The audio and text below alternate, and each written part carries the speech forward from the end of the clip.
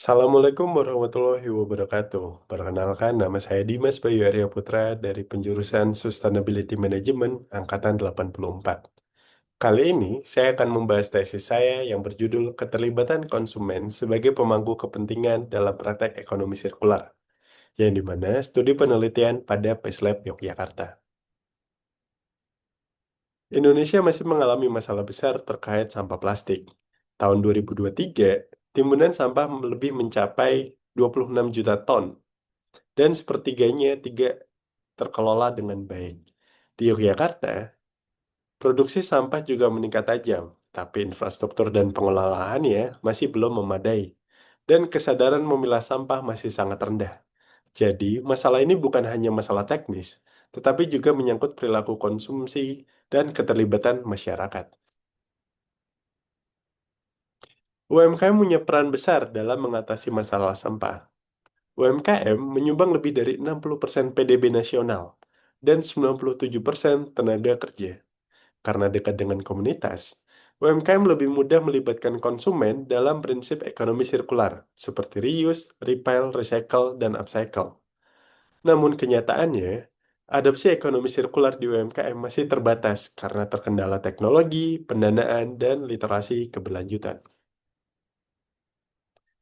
Konsumen bisa berperan strategis, baik penyumbang bahan baku plastik, pembelian produk upcycle, peserta workshop, maupun advokasi di media sosial. Namun, belum banyak dipahami bagaimana keterlibatan mereka bisa berkontribusi nyata pada penciptaan nilai ekonomi sosial, ekonomi, dan lingkungan di UMKM. Karena itu, penelitian ini fokus pada dua pertanyaan utama. Yang pertama adalah bagaimana bentuk keterlibatan konsumen dalam mendukung penerapan ekonomi sirkular di PESLab Yogyakarta, dan yang kedua adalah bagaimana kontribusi keterlibatan konsumen terhadap proses penciptaan nilai pada produk berbasis ekonomi sirkular di PESLab. Tujuan saya adalah menganalisis bentuk keterlibatan konsumen sekaligus menilai kontribusinya terhadap penciptaan nilai, baik sosial, ekonomi, maupun lingkungan. Manfaat di sini ada dua. Manfaat yang pertama adalah akademis, yaitu adalah memperkaya literatur ekonomi di UMKM dan menegaskan peran konsumen sebagai stakeholder utama. Dan manfaat praktisnya adalah memberikan wawasan bagi PESLab untuk merancang strategi pelibatan konsumen yang lebih aktif dan bisa menjadi acuan bagi UMKM lainnya. Untuk landasan teori di sini saya menggunakan 5 landasan teori, yaitu adalah ekonomi sirkular, stakeholder teori, empathy map, value creation, dan value customer competitor collaboration. Penelitian ini menggunakan pendekatan kualitatif. Objeknya adalah PESLab Yogyakarta dengan informan konsumen dan satu pihak internal dari manajemen. Teknik pengumpulan data dilakukan melalui wawancara mendalam, observasi langsung, dan dokumentasi.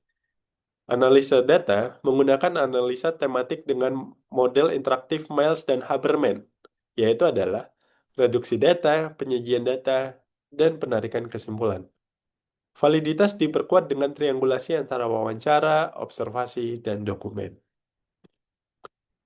Mayoritas informan berusia 20-40 tahun, tinggal di perkotaan, dan punya kepedulian terhadap isu keberlanjutan.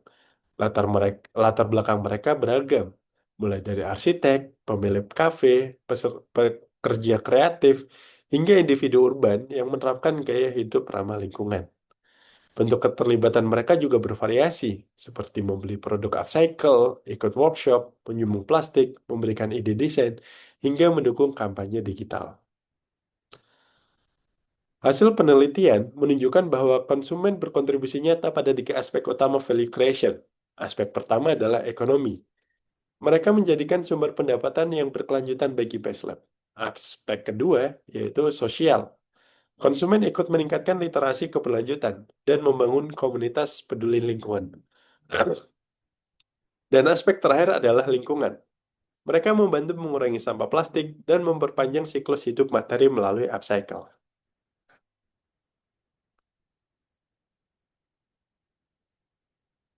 Selain sebagai individu, konsumen juga terlibat dalam kolaborasi dengan berbagai pemangku kepentingan lainnya. Hal ini memperkuat praktek ekonomi sirkular di PESLab. Dari wawancara, saya memetakan motivasi dan persepsi konsumen menggunakan empathy map. Pemetaan ini membantu memahami apa yang mereka pikirkan, rasakan, lakukan, dan harapkan, sehingga bisa menjadi dasar strategi komunikasi dan pengembangan produk. Pada analisis ini menegaskan bahwa konsumen bukan hanya penerima nilai, tetapi juga sebagai co-creation. Mereka memberi validasi pasar, mendefinisikan tren sebagai customer, membedakan produk Paslab dengan kompetitor, dan menjadi jembatan kolaborasi antara pihak lain. Dengan kata lain, peran konsumen sangat strategis dalam memperkuat ekosistem ekonomi sirkular di Paslab. Kesimpulan penelitian ini ada 3 poin. Yang pertama adalah bentuk keterlibatan konsumen. Di Paslab, yaitu meliputi penyumbangan limbah plastik, pembelian produk upcycle, partisipasi dalam workshop atau komunitas, co-creation design, dan advokasi digital. Poin yang kedua adalah kontribusi konsumen terhadap value creation, tercermin dalam 3 dimensi triple bottom line. Yang pertama ada ekonomi, yaitu adalah mendukung pendapatan dan legitimasi bisnis. Pada aspek sosial, memperkuat literasi keberlanjutan dan membangun komunitas. Dan di aspek lingkungan, mengurangi timbunan sampah plastik melalui upcycle. Poin yang ketiga adalah konsumen tidak hanya sebagai pembeli, melainkan pemangku kepentingan aktif dan co-creation value yang memperkuat ekosistem ekonomi sirkular di PESLab. Saran penelitian ini ada beberapa saran untuk PESLab. Tingkatkan literasi konsumen melalui edukasi dan kampanye, berikan insentif partisipasi, dan disertifikasi produk upcycle agar lebih kompetitif. Untuk UMKM, ada beberapa poin. Yang pertama adalah jadikan konsumen sebagai mitra strategis, bukan hanya pembeli. Terapkan co-creation untuk meningkatkan relevansi produk. Dan yang terakhir adalah bangun jejaring kolaborasi dengan komunitas dan konsumen. Dan yang terakhir, akademis dan penelitian selanjutnya. Perluasan studi ke UMKM lain untuk meningkatkan generalisasi. Penelitian kuantitatif dengan responden lebih banyak agar hasil penelitian lebih robust. Dan yang terakhir, eksplorasi model bisnis lain yang juga melibatkan konsumen sebagai co-creation value. Dan tentu saja dalam penelitian tesis ini ada banyak sekali keterbatasan penelitian. Yang pertama adalah akses manajerial terbatas. Hanya satu orang dari tim manajemen yang dapat diwawancarai karena kesibukan, sehingga membatasi keberlanggaman perspektif internal tentang strategi atau praktek ekonomi sirkular. PESLab adalah model bisnis B2B. Tidak adanya interaksi langsung dengan B2C menyempitkan jangkauan narasumber. Penggalian data lebih bergantung pada relasi bisnis yang sudah terjalin, sehingga variasi representasi konsumen mungkin belum luas.